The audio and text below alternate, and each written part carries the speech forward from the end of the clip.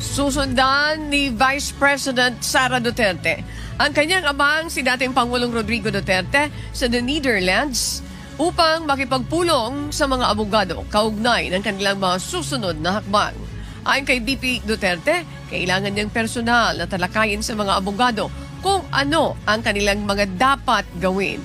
Mariinding tinuligsa ni VP Sara ang anyay, maling pag-aresto sa kanyang ama. Iginiit din niya na dapat ay dinala muna ito sa local court alinsunod sa patakaran ng International Criminal Court.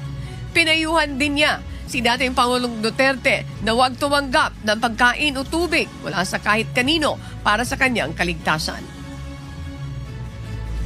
Meron na pong arrangements kasi kailangan ko kausapin yung mga abogado doon kung saan man siya dalhin. Pupunta kami, ako, at pupunta yung mga abogado and doon kami mag-uusap kung ano yung mga gagawin.